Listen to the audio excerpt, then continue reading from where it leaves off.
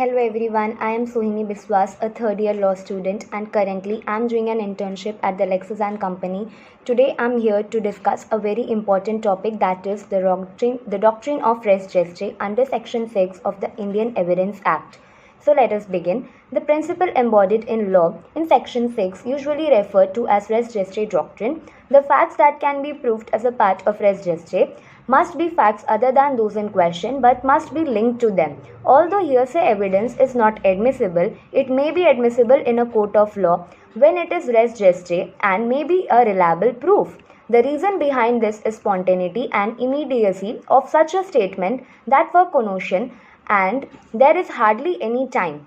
Such a statement must therefore be concurrent with the facts that constitute the offence or at least immediately thereafter.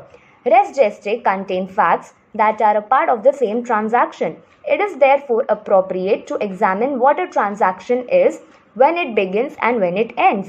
If any fact does not connect to the main transaction, it is not a res gestae and therefore inadmissible. Res gestae includes elements that completely fall outside the definition of modern hearsay, such as circumstantial evidence of state of mind, so-called verbal acts, verbal parts of an act, and certain non-verbal behavior. Because excited utterance are closely connected with the event in time and excitement flows from the event, excited utterance have been considered a part of the action and therefore admissible despite the rule of hearsay. The hearsay exceptions were also hired by res gestae for the present sense impression, excited utterance, direct evidence of a state of mind, and statements made to doctor. What is the test for admission of evidence under res gestae? Let us look into it. First, the judge must take into consideration the circumstances in which the particular statement was made to satisfy him that the event was as unusual or beginning or fanatical as it may be, or as it was to dominate the victim's thought, so that his statement was an instinctive reaction to that event, thus giving no real opportunity for reasoned reflection. The statement must be so closely associated with the event that aroused the statement that it can be fairly stated that the declaring mind was still dominated by the event in order to sufficiently spontaneous.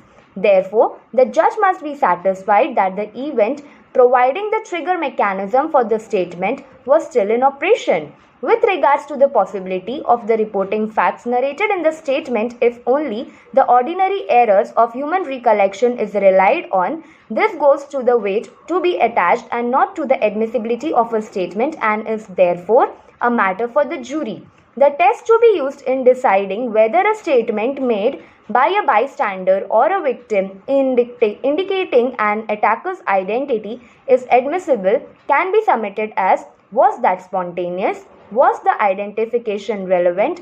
Has there been any real possibility of error? Was there a connotation opportunity? Now let us get this with the help of some case laws. The test applied to make the evidence admissible in all the following cases was to consider that the statement was made in the spur of the moment without an opportunity to concoct and to do anything. Where the judges are satisfied that the reaction was the most immediate result of the facts concerned being relevant to the circumstances, they have allowed such evidence to be admitted. Now let us look in the case of Vasa Chandrasekhar Rao versus Poona Satyanarayana. In this case, the wife and the daughter were killed by the accused. Deposition of the deceased father that the father of the accused made a telephone call to him saying his son had killed the deceased was not found admissible. The question before the court was that it was possible to admit the deposition of the accused father under Section 6, and is res gestae going to be a hearsay exception? Failing to find out whether the information given by the accused father to the deceased father who killed the wife and daughter was refused to accept the evidence as relevant under Section 6 either at the time of the crime being committed or immediately thereafter to form part of the same transaction. Next, let us look into the case of Gendela Vijayavardhan Rao versus the state of Andhra Pradesh. Under this res gestae, the appreciable interval between the act of the carnage, and the recording by the magistrate of the statement was found inadmissible. Now the next case is Vishna versus the state of West Bengal. In this case, both the witnesses in an unconscious state immediately after the incident and found the dead body of Pran Krishna and wounded Nepal. One of them found Pran Krishna's and Nepal's mother weeping and heard from an eyewitness that their testimony was admissible under Section 6 of the Evidence Act about the whole incident and the role played by each of the appellants. Now let us discuss what is the expansion of the doctrine of res geste. Slowly, courts have extended the scope of this section to cases like domestic violence, child witness, etc.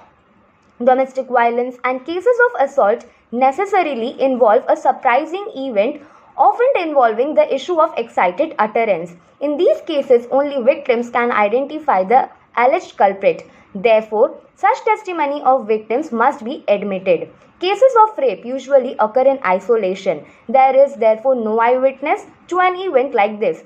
Cases of rape and domestic violence differ from the other crime. Now, what is the conclusion that we can draw from this? Usually, evidence is brought to res geste if it cannot be brought to any other section of Indian Evidence Act. The intentions of lawmaker was to avoid injustice where cases are dismissed due to lack of evidence.